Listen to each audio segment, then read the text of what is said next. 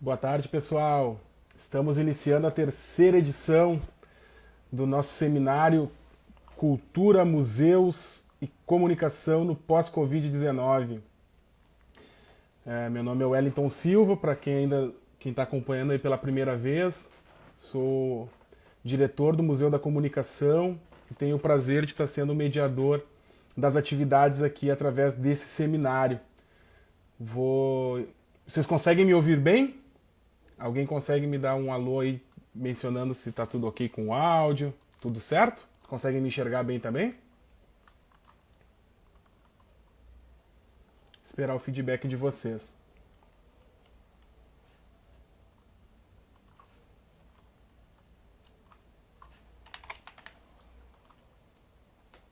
Tudo ok, já deram um ok para nós.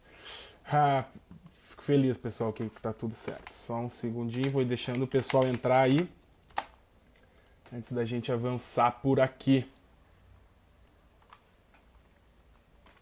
Beleza, já posso conferir também.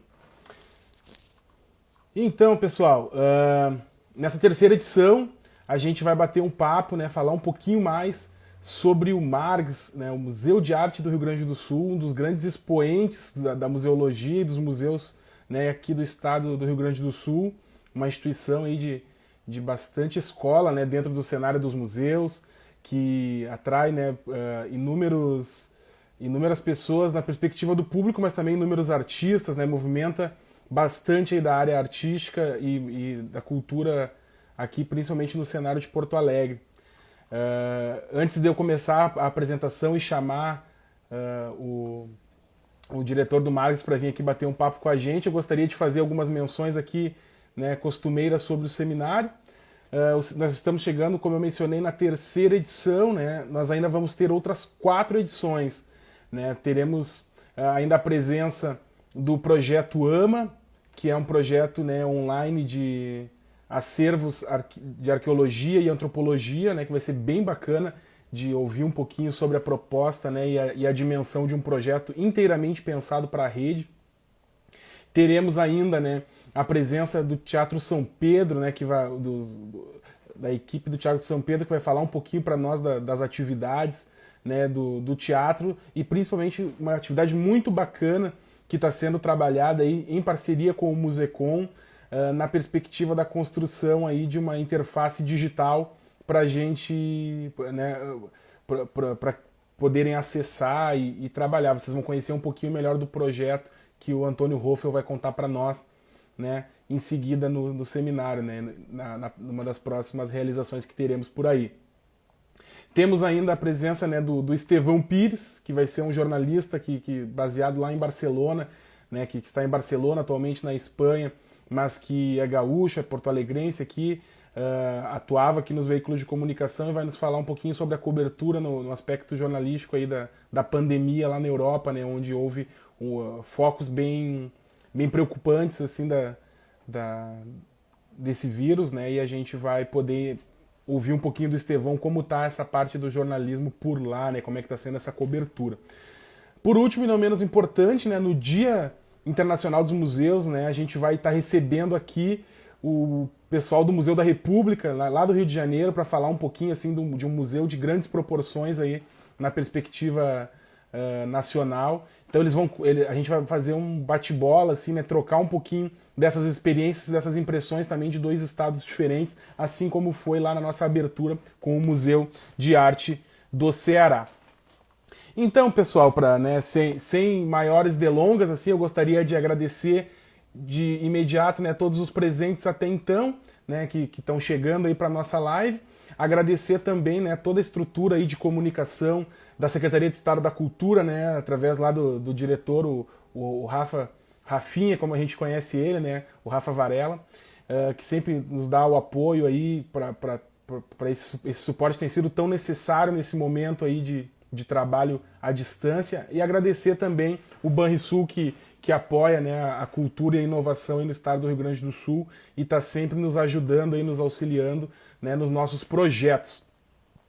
Vou trazer então, pessoal, vou começar a fazer a apresentação dele aqui enquanto eu convido para essa live aqui, só um segundinho, deixa eu encontrar aqui o perfil. Uh, ai, só um segundinho.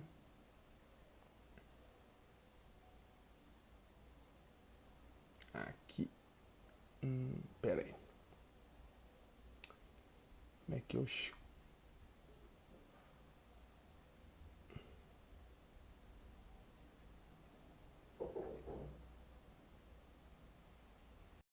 Fiz o convite.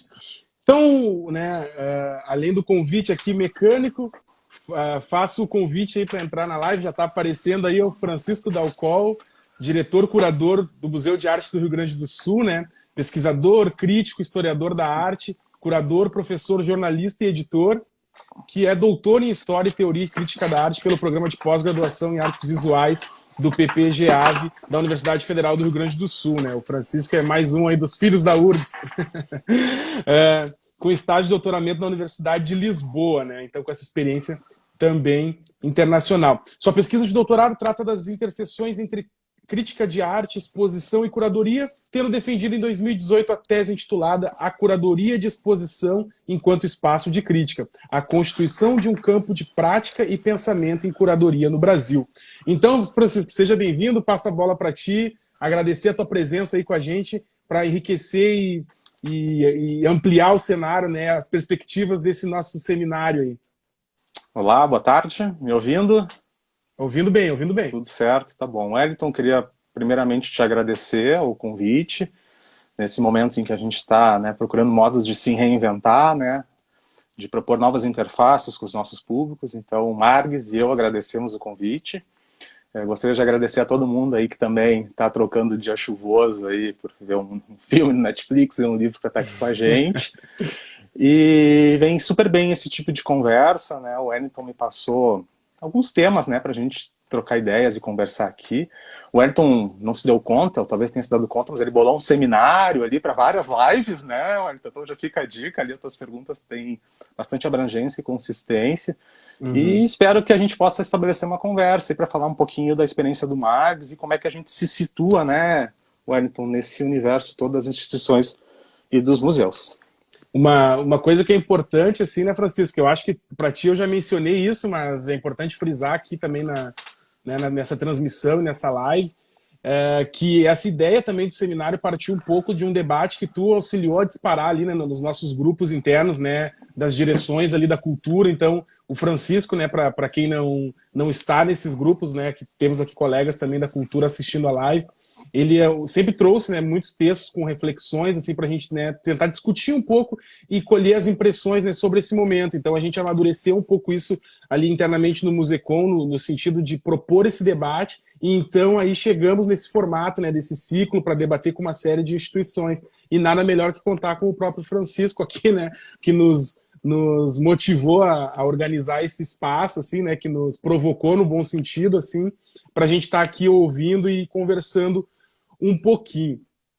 Para iniciar, assim, né, Francisco, tem um ponto, assim, a gente está na rede, então a gente está, né, tá aqui conversando com públicos que são extremamente variados. Eu acho que antes da gente conseguir chegar na parte do contexto, né, como a gente já havia conversado anteriormente, é importante também a gente situar um pouco, né, sobre o Margs, sobre as atividades, né, sobre que museu é esse. Então, eu queria abrir, assim, passando essa bola para ti, para que tu nos contasse um pouquinho, assim, né, acho que o Margs é uma das instituições museológicas mais conhecidas aqui do estado do Rio Grande do Sul, se não a mais conhecida, né, de extrema relevância, assim, no cenário local, né, nacional e internacional.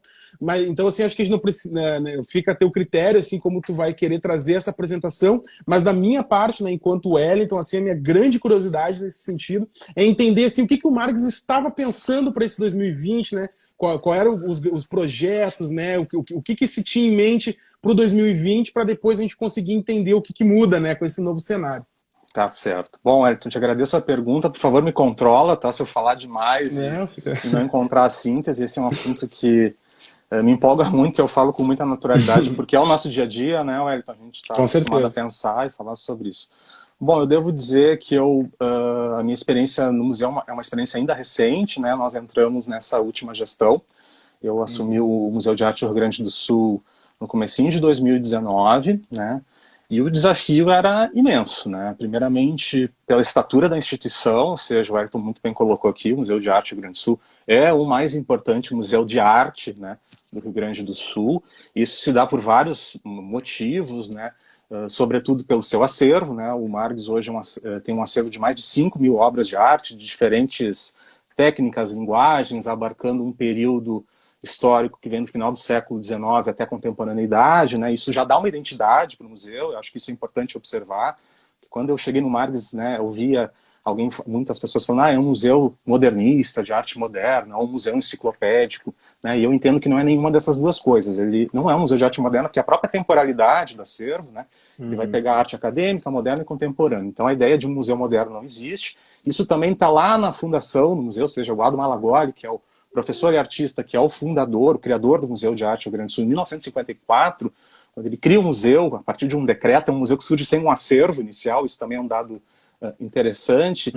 As motivações, assim, né, é a atualização do meio artístico, ou seja, essa preocupação de trazer novidade, né, o que é de contemporâneo, né, ali na década de 50, mas também com compromisso com a história da arte, né. Eu acho que isso vem, de certa maneira, acompanhando a trajetória do museu.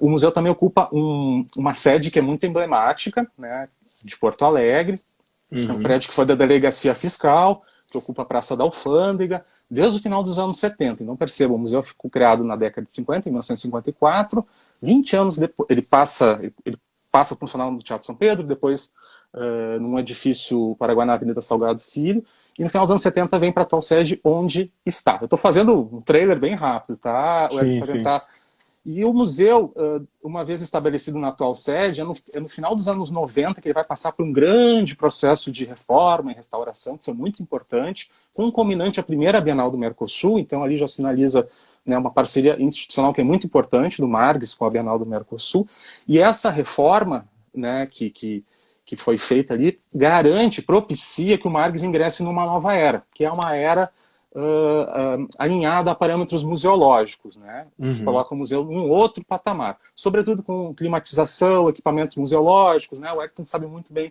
de tudo isso. Uma vez que o Margs ingressa nesse outro patamar, né? Ou seja, ele pode passar a receber obras emprestadas de outros museus, né? Porque ele tem as condições adequadas de conservação e preservação das obras, né? Controle de temperatura, de umidade, que são condições que são colocadas para empréstimos de obra. Isso é importante para a própria Bienal do Mercosul, né? Porque a Bienal do Mercosul, naquele período, também, né, se fazia já, né, com obras vindas de outros acervos, de outros museus, de outros lugares do país e mesmo de fora. Então, o Margs assume esse papel muito importante. A gente deve lembrar que nessa época a gente não tem ainda, por exemplo, o Farol Santander, ou Santander Cultural, nem a Fundação Iberê Camargo, que são outros equipamentos aqui de Porto Alegre que são equipados em termos museológicos, né, em parâmetros museológicos. Né? Então, o que acontece? O grande desafio, um dos grandes desafios do museu é manter essa operação museológica, né, que ela é robusta, ela envolve toda uma coordenação, ou seja, desde a manutenção, né, equipamentos de climatização, que é sempre um transtorno, né, em museus, porque são equipamentos, enfim, são grandes equipamentos que envolvem manutenção, né, e também articular um funcionamento interno no museu que envolve, por exemplo, conservação e restauração de obras, né.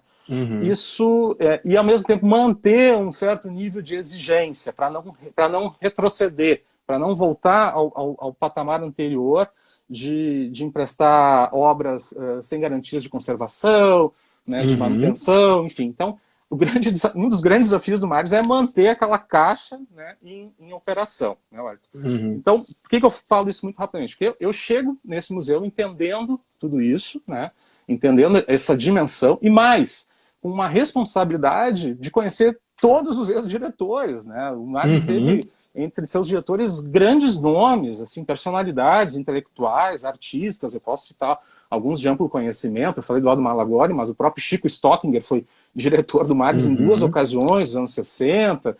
Enfim, eu não vou citar porque vão faltar nomes, mas assim, como isso se coloca, né? Para mim, que estou chegando agora no museu, de uma tremenda responsabilidade, né, de ter o compromisso com essa instituição, que tem uma história longeva, uma história importante de contribuição, e que tem, assim, uma afetividade com a comunidade cultural e artística de Porto Alegre, né, sobretudo pelas obras do acervo, e também porque o Margs, né, como museu, ele é uma instância de reconhecimento, de inserção também, obviamente, e de legitimação. Então, é notável que a gente observa na história do Margs, muitos artistas, né, tiveram um momento muito importante de projeção ou mesmo de consagração expondo no Margs. Bom, eu chego nesse museu, né, com essa tremenda responsabilidade, sem ter, como é que eu vou dizer assim, sem me lançando numa nova experiência, né?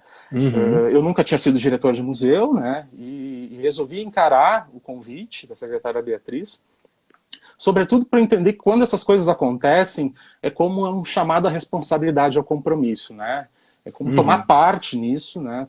Se compromissar com isso, assumir essa responsabilidade e tentar, de alguma maneira, oferecer uma contribuição, mesmo que singela, dentro dessa história do museu. Eu sempre digo que eu, ora, estou no museu, né?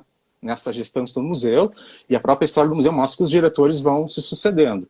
Isso traz coisas boas e ruins para o museu. As coisas boas são a oxigenação, a renovação de ideias, de projetos, e as coisas ruins, às vezes, é a dificuldade de continuidade de alguns projetos que são importantes, sobretudo com processos de operação museológica, né? Entendimento, né?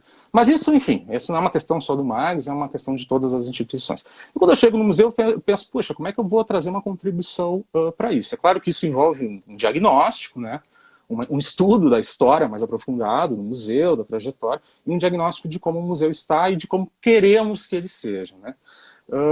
Eu acho que é importante dizer, Arthur, que quando eu entro, primeiro assim, de que maneira eu me coloco dentro do museu, qual é o posicionamento que eu tenho, envolvimento diante do museu e mesmo diante da produção artística, né? Como tu falaste, eu venho da pesquisa, venho antes como jornalista, alguém fazia a crítica periódica de arte, né? Essa crítica mais curta, mas depois eu intensifico minha atuação acadêmica, o mestrado, doutorado, e quando vejo eu acabo me desligando do jornalismo diário porque a pesquisa acadêmica me tragou e o doutorado me colocou numa situação limite que eu tinha que fazer uma opção. Quando eu comecei o doutorado, eu trabalhava na redação da Zero Hora ainda, um dos editores do segundo caderno. Chegou um momento que eu não tinha mais vida, nem sobrevida. Sim. E eu precisei tomar uma decisão. E a coisa estava tão pronunciada, né, que eu acabei optando por seguir a trajetória acadêmica naquele momento, sobretudo porque eu tive uma oportunidade de fazer parte do meu doutorado fora do país. Aquilo ali me colocou numa situação limite que eu precisava fazer uma decisão, né, ou seja, o ir ou não ir. E ir significava não ter vínculo empregatício. Então eu me demiti da Zero Hora naquela ocasião, fui fazer o meu doutorado de sanduíche. Eu estou contando isso porque tem a ver com a forma como eu vou chegar no Margs, né? Claro, eu defendi minha tese em 2018, no final de 2018. E aí, tinha defendido minha tese, a gente fica naquele ato, né? O que eu vou fazer agora? Dar um vazio existencial, porque a tese é um trabalho muito exigente, muito difícil, assim, né, sempre falo isso, assim, eu tenho orgulho da minha tese por ter conseguido concluir ela, né? E aí, nesse inteirinho, nesse ato, eu recebo um convite da secretária Beatriz para, né, assumir o Margs. Eu fiquei assim, né, paralisado, mas ao mesmo tempo foi aquela sensação que eu comentei agora há pouco, de que, opa, isso é um chamado a uma responsabilidade. Bom, por que eu falei isso? Porque é dessa maneira que eu chego no museu, né, como pesquisador, como crítico de arte, como historiador da arte, e que vem com uma experiência de prática e reflexão e pesquisa em curadoria também, né? Então, quando eu chego no museu, eu percebo que, pela própria estrutura do museu, digamos assim, pela ausência de um corpo de curadores, ou de um grupo curatorial, ou seja, ou de curadores do acervo específico, né, eu poderia contribuir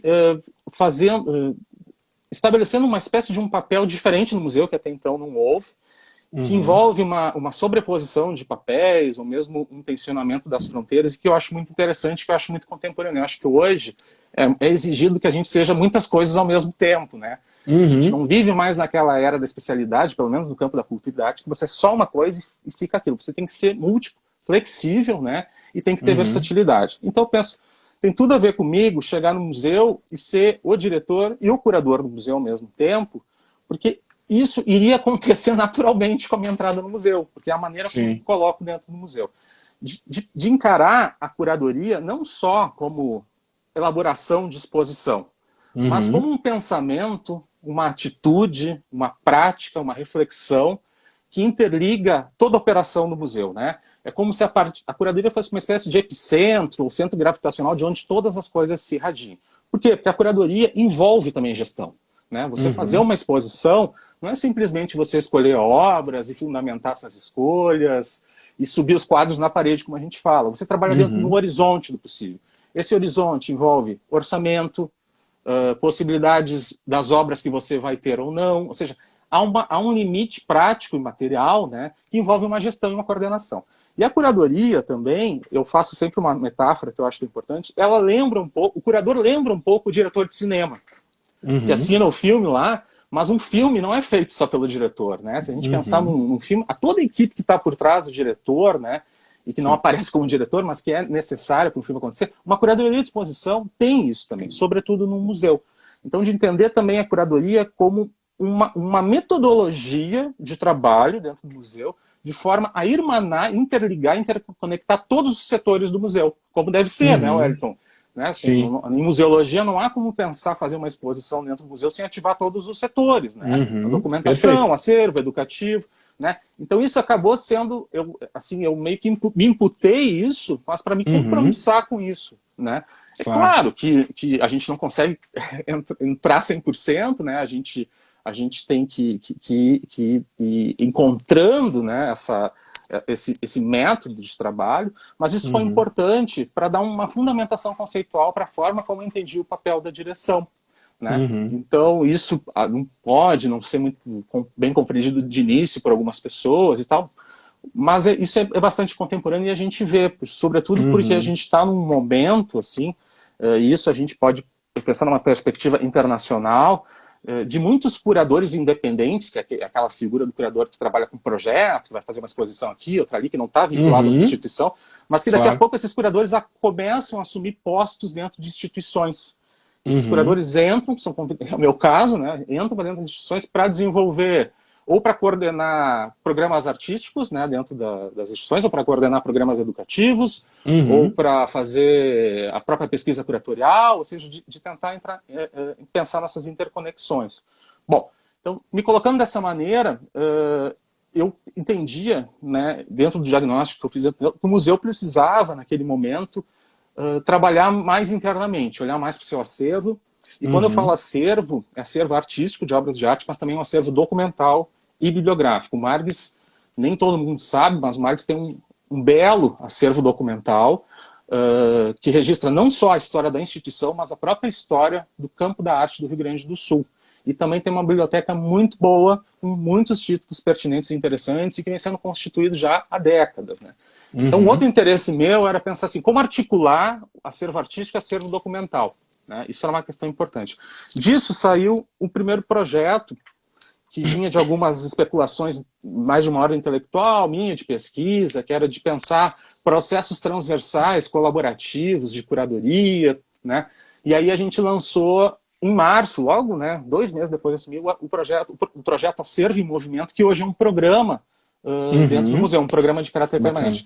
Em curtas tintas aqui, o que é o Acervo em Movimento? É uma estratégia curatorial de abordagem do acervo do Margs, com um modelo de exposição recombinante, em que, de tempos em tempos, obras são substituídas do espaço expositivo, sempre tentando propor novas leituras, novos diálogos, né, novos tensionamentos, né, e tentando irmanar as equipes, né, nesse processo de decisão e escolha, ou seja, do poder, né, de decisão e escolha. E aí, esse... Pergunta uma questão, assim, eu acho que tem muito a ver, assim, daí se eu falo de quem enxerga, né, de fora da instituição, mas a gente recebeu aqui uma questão da Renata, que é falar sobre a questão, né, a curadoria se preocupa com o diálogo com a comunidade, porque vejo que as exposições do Marx dialogam bastante com questões atuais.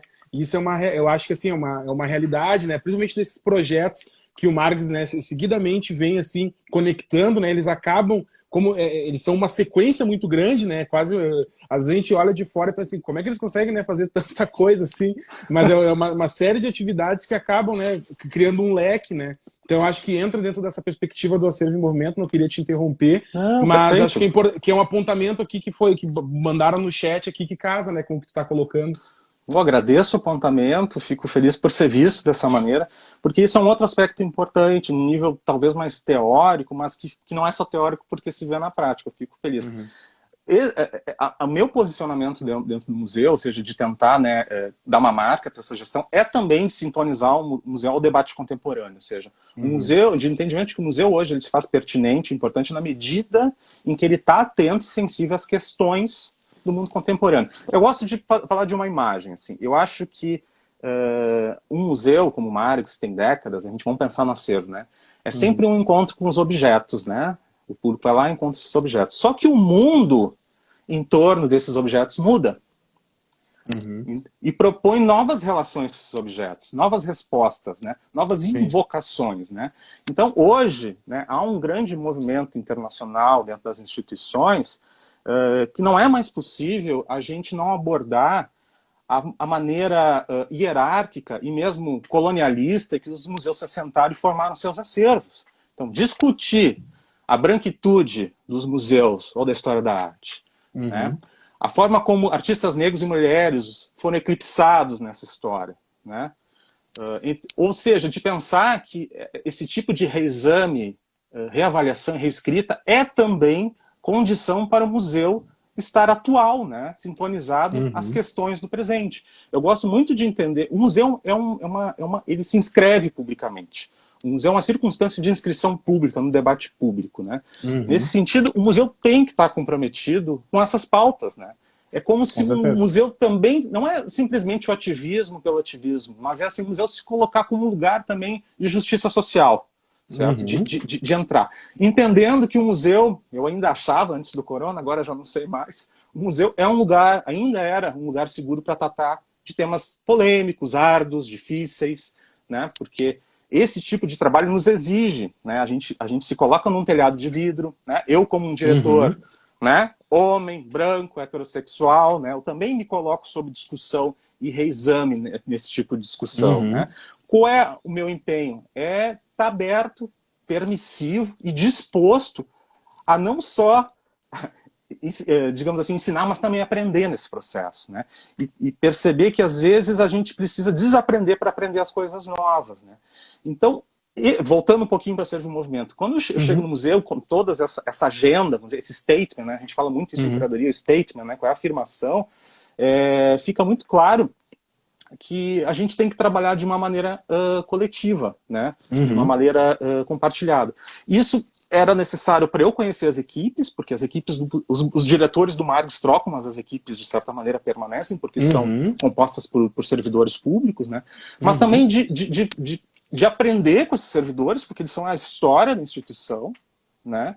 Eu aprendo diariamente com eles. Com certeza. E de dar valor a isso, dar um protagonismo a isso, sabe? De ver isso vir à tona. Porque esse é o museu. O museu não sou eu. O museu é esse corpo todo, né? Esse organismo todo, né? Se me permite, ô Francisco, isso é uma, assim, para trazer também um pouco uma reflexão, assim, né? Isso é algo que a gente discute bastante, assim, eu não vou, né, adentrar-se, até porque tu és o nosso convidado hoje aqui, né? Mas a gente chega, assim, no museu, acho que nos museus, né, na mesma data e de realidades um pouco similares nesse sentido, assim, né? Para mim também isso é uma experiência nova. O Museu da Comunicação, né, acho que muitos que estão aqui assistindo por conhecerem o museu de longa data, né, ele é um museu assim que também sempre enfrentou esse problema, né, do processo museológico, né, de ser um museu assim que, embora, né, para o público seja um museu só, internamente era muito fragmentado e tinha muitos problemas nesse diálogo, né. Então a gente, né, também traçou alguns rumos nesse sentido de conversar e tentar justamente construir essa transversalidade minimamente interna para a gente conseguir se preparar para receber o que vem de fora, para a gente conseguir dialogar com o que está lá fora, né? O museu específico aqui, o Musecom, assim, ele passou por problemas assim que na minha avaliação, na perspectiva museológica, são ainda mais graves, né?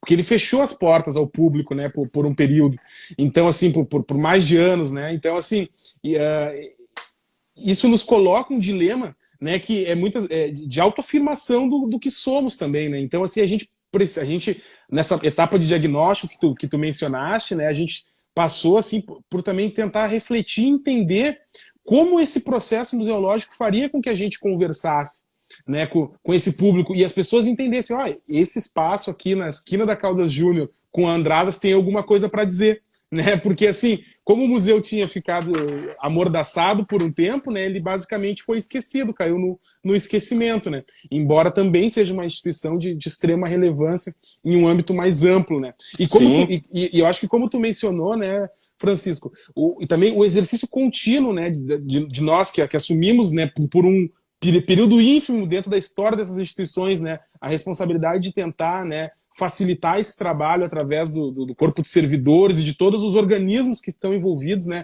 com esses museus, é a gente também tentar construir justamente isso que tu menciona, assim, que são, né, que é a estrutura para que a coisa aconteça. Isso eu sempre bato na tecla, assim, ali no museu. Tem uma série de questões que, inclusive, eu sou, né, me soam positivas, assim, são questões que eu acho que são extremamente relevantes e que carecem uma urgência. Mas, assim, eu acho que antes da gente homologar as ações, é importante a gente construir o programa, que nem tu mencionaste, construir o projeto de forma mais ampla, com uma adesão na estrutura. Porque, né, daí, né, para citar a poesia, assim, né, eu passarão, né? Nós que estamos ali passaremos, né? claro, claro. Mas o museu passarinho. Então o museu ele é Exato. uma instituição de caráter permanente, né? Então assim, aquela mínima contribuição que a gente pode efetivamente dar, né? Efetivamente tentar facilitar a construção é a gente criar, né? Modelos daí de gestão, de curadoria que tenham adesão na estrutura do museu, né? Porque o Wellington, né? O Total. Francisco, em seguida a gente não tá mais aí, né? Exato, Como a exato. própria história nos mostra. A história nos mostra. Então nesse ponto, né, tentando amarrar o que eu comentei antes, eu me coloquei no museu de uma maneira assim que eu compreendi, coloquei para mim e coloquei isso para a equipe. Esse ano, primeiro ano, 2019, então eu vou falar de 2019 e 20 agora, que é a pergunta do Wellington, Uhum. vai ser um ano experimental. Eu coloquei isso para a equipe. Para entender esse lugar que estou, esse lugar como ele funciona, a potencialidade dele, as fragilidades, né? E também para ter uma flexibilidade, o experimental no sentido de que se a gente fizer algo e não der certo, tudo bem, recua e vai para outro lado, né? Ter essa Uhum. liberdade de fazer testes, de experimentar. E ao longo dessa Exato. experimento, isso deu um pouco mais de tranquilidade, assim, com resultados imediatos, né, com todas essas Uhum. coisas, porque o tempo da instituição é um outro tempo, né, Wellington? A gente também aprende isso, né? Sim, A exato. instituição tem um tempo, não adianta. Claro que você implementa coisas, né, Uhum. acelera, dá uma agilidade, uma energia, uma vitalidade, mas a instituição tem um tempo, né? Uhum. Então, nesse experimentar, não são só apenas questões de ordem curatorial, artística, conceitual, histórica, teórica, mas também o modelo de sustentabilidade do museu.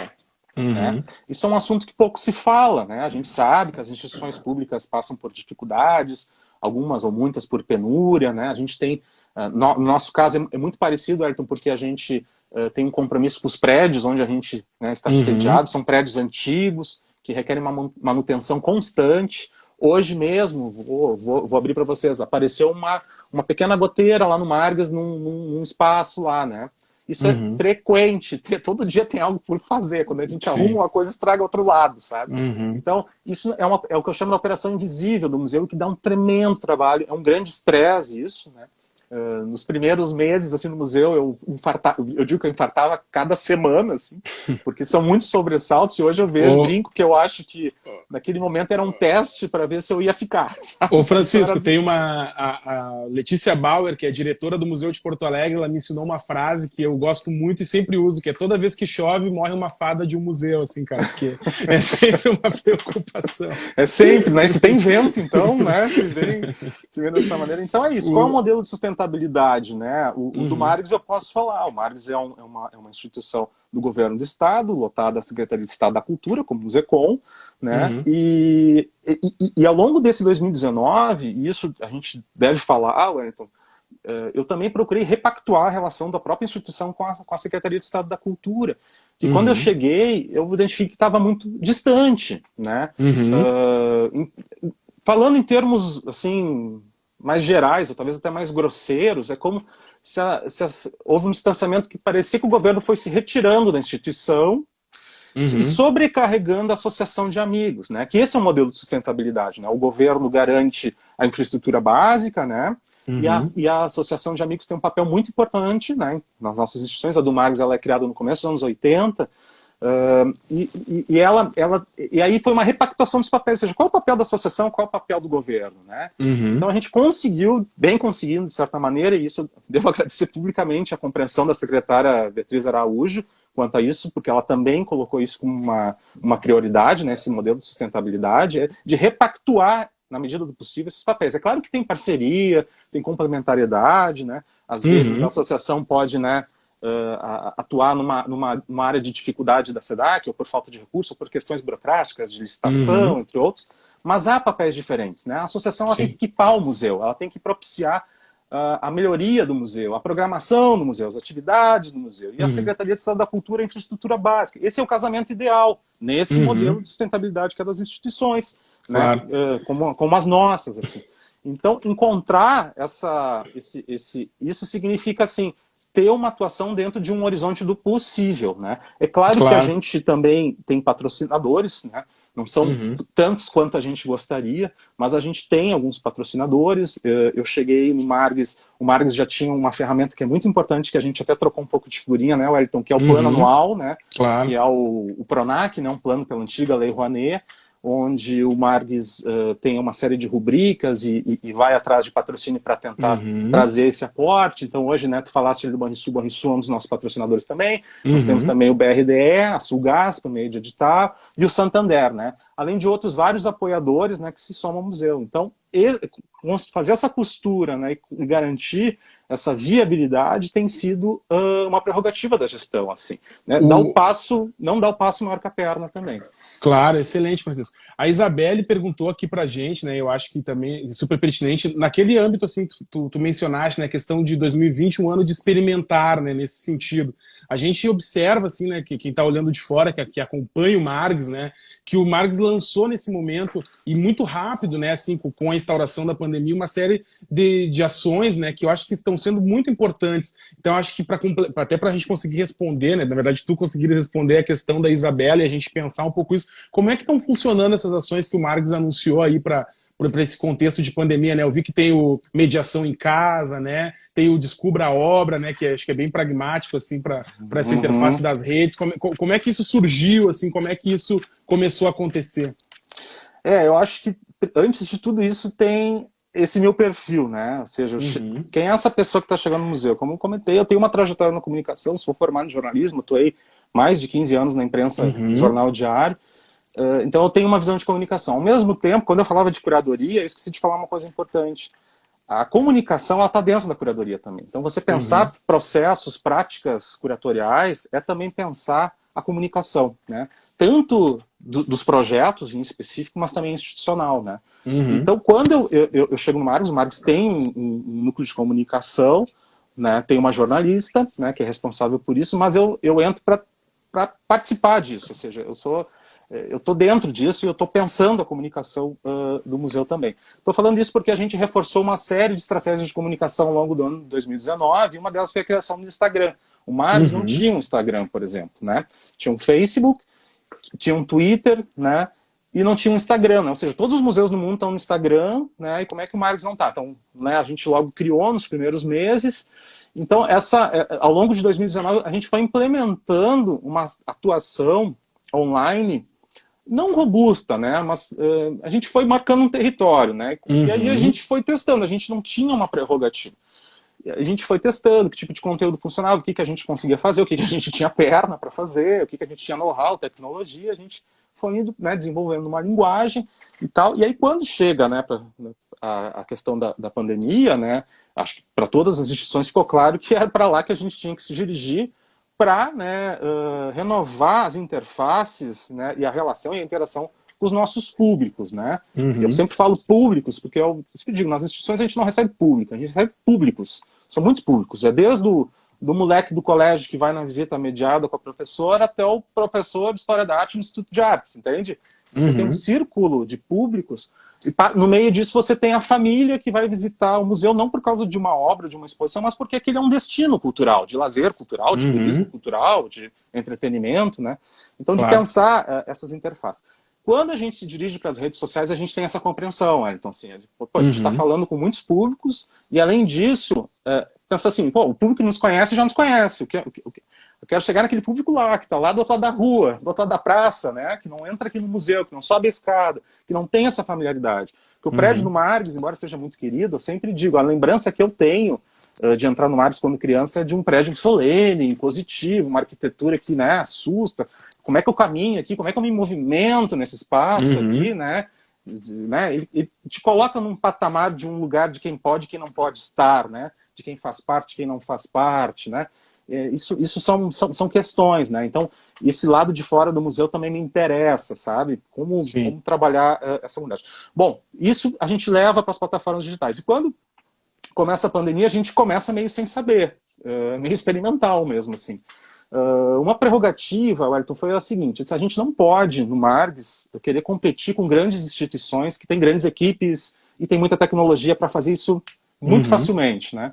Tá, então qual é a estratégia? Pô, talvez a estratégia seja fazer menos e mais, né? Ou seja, fazer o que está dentro do nosso alcance e mais, olhar para a gente, né? Tornar o próprio museu conteúdo de si mesmo.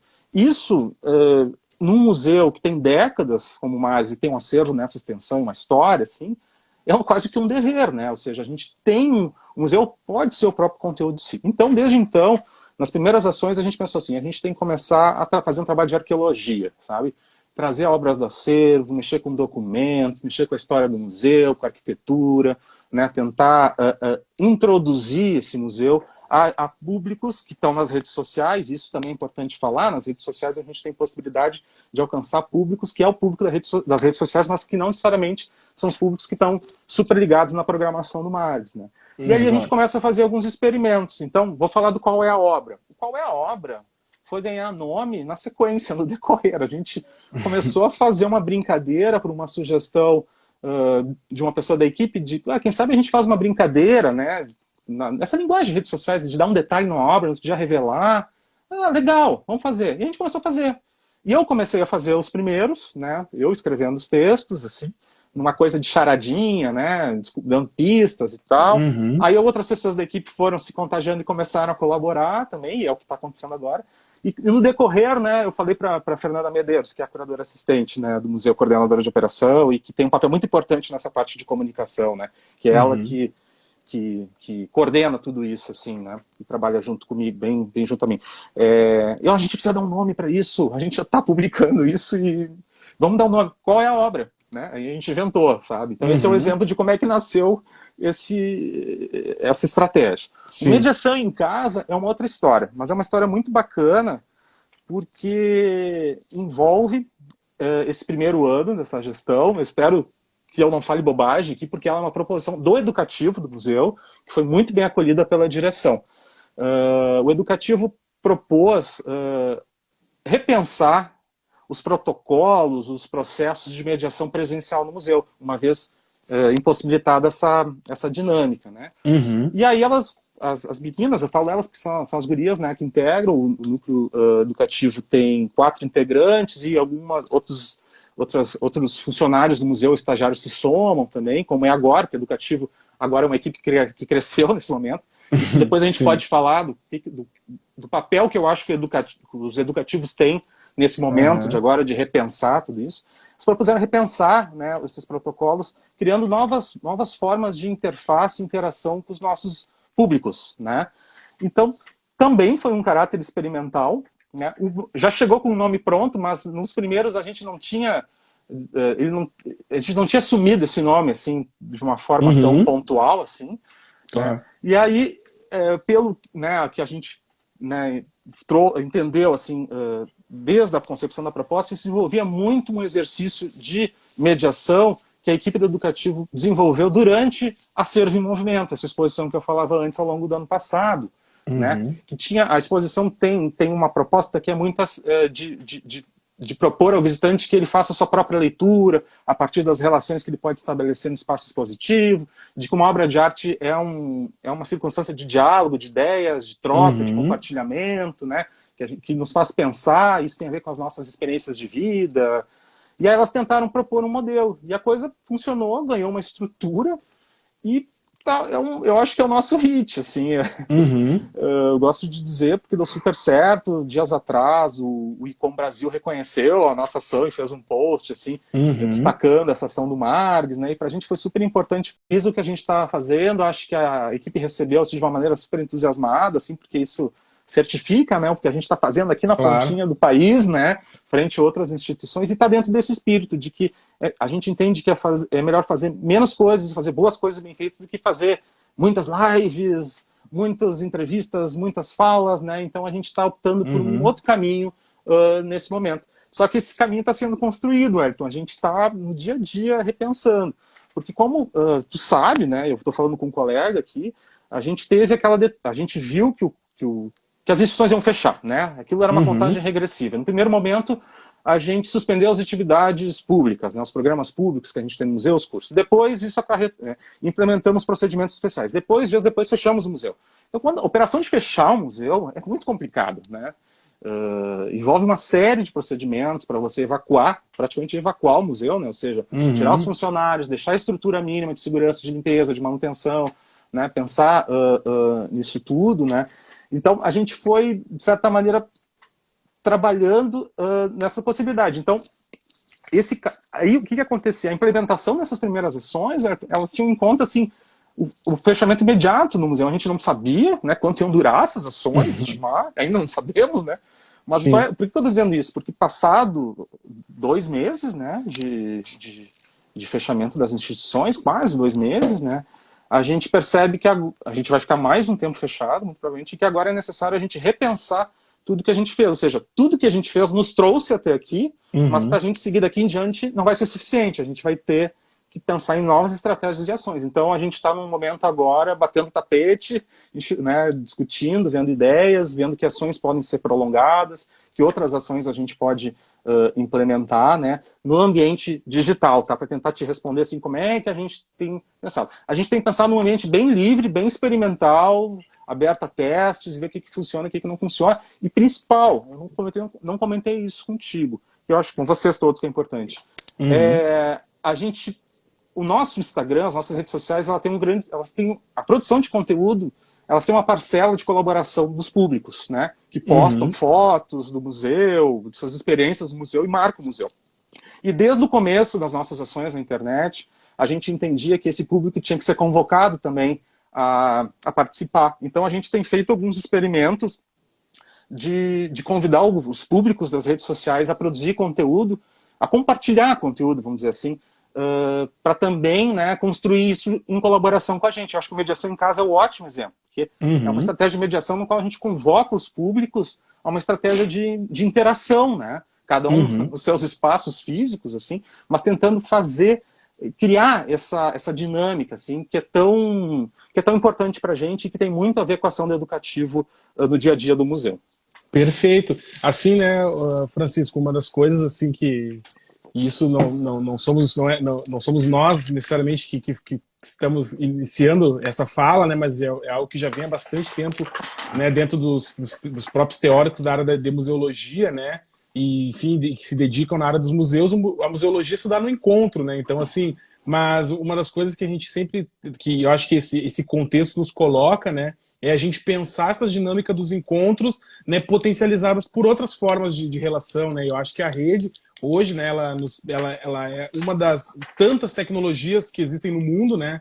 O ambiente digital é uma das tecnologias, mas é uma tecnologia que é importante, que nem tu mencionou, assim, os museus cada vez mais ampliarem o seu espectro, né, assim, estarem mais presentes nessas diferentes, né, plataformas. Claro que tudo isso nos impacta, porque, que a gente falou, tem a questão do know-how, tem a questão mesmo de encontrar os nossos nichos de público, o que a gente tem estrutura e capacidade para poder fornecer, né? Então esse é um debate de base que nos permeia, né? A todos os nossos pares, assim, a gente quebra a cabeça para ver como achar essas formas, né, e tentar se colocar de uma maneira mais propositiva e mais abrangente, mas não é algo fácil, não é algo dado, né? Não. Sempre nos preocupando, obviamente, né, né, que acho que tu manifestou isso muito bem na tua fala, mas toda essa presença, né, do Marx na rede não é uma ação estanque, ela na verdade, ela é uma representação de todo um planejamento, de toda uma construção do dia a dia do Marx, assim como as ações aqui, né, que a gente vem desenvolvendo através do Musecom. Elas pretendem ser ações na rede, sim, né, pretendem ser atividades voltadas para a rede, mas elas não estão descoladas de tudo que a gente está pensando, de todo o nosso planejamento nesse sentido, né? Porque senão elas passam a ser um entretenimento pelo entretenimento, né? Exatamente. Não ficam, não seguem nenhuma perspectiva museológica, né? Que é o nosso objetivo fim, né? Ali na instituição que a gente está à frente. Francisco, a gente tem aqui no Instagram, né, um teto de 1 hora, então a gente está se encaminhando já mais para a reta final aí, o papo vai rápido, né? Mas falei que era um seminário, Mas uma última questão que eu acho que cabe, né, tu comentares, assim, porque eu acho que é uma impressão assim, que tu tens, né, um acúmulo para fazer essa reflexão, assim, na tua opinião, assim, dentro do que tu enxerga desse horizonte, desse ambiente, tu acha que os museus estão mais próximos de uma reabertura, estão um pouco mais distantes, ou eles estão mais próximos nesse momento mesmo de uma reinvenção, né? Como que tu enxerga, assim, o museu, daí não o Marx agora, né, mas os museus, né, nesse papel, assim, claro que tu pode utilizar o Marx para citar exemplos, ou enfim, né, para te expressar. Sim. Bom, essa questão tem latejado a minha cabeça, Wellington, assim, eu não tenho uma resposta, mas eu tenho alguns vetores que eu encontro, assim. Bom, primeiro que eu acho assim, quando a gente fechou as instituições, quando as instituições fecharam, elas tiveram uma tremenda responsabilidade, né, que foi dizer para a opinião pública ou para a comunidade, para a população, nós estamos fechando para evitar o contágio, né? Para não propagar a pandemia. Nós assumimos um papel de responsabilidade e fechamos. Quando nós viermos a reabrir, nós vamos reabrir, mas a gente não sabe ainda quando, e esse é o motivo, nós vamos ter que ter a mesma responsabilidade, né? Abrir Perfeito. quando, em que condições? Porque quando uma instituição abre, ela passa um comunicado público, né? Ou seja, as coisas voltaram ao normal, é possível agora entrar em lugares com aglomeração, ou seja, esse papel nós vamos ter de responsabilidade. Então, só que ao mesmo tempo, a gente tem percebido que o retorno vai ser muito complexo. Porque por mais que museus não sejam que nem teatros ou cinemas, onde você tem plateia, uma dinâmica de duração, né? Ou seja, um filme, um espetáculo, um concerto, né? Os museus são mais porosos, assim, né? O Margs, por exemplo, todos os museus vão ter que implementar protocolos, né? E museus como o Margs tem climatização, por exemplo, né? Que você não pode deixar janelas abertas por questões e procedimentos museológicos. Como é que a gente faz isso? É uma pergunta. Né? Sim. Entende as questões? Ou seja, nós vamos ter que limpar e higienizar todos os nossos sistemas de climatização? Sim. Quanto custa isso? Né? Com que frequência isso foi feito nas últimas décadas nessas instituições? Não sei, né? Então, no nível do retorno ao público, é sobre isso que a gente está falando, né? Quais vão ser os protocolos? A gente tem discutido, né, Wellington? É uma lista de protocolos, que não é só passar álcool gel na mão e entrar com máscara. É manter distanciamento, é ter um protocolo de entrada e saída, é ter uma lotação específica dentro do museu, é eventualmente fazer faixas de horário para alguns públicos mais vulneráveis, né?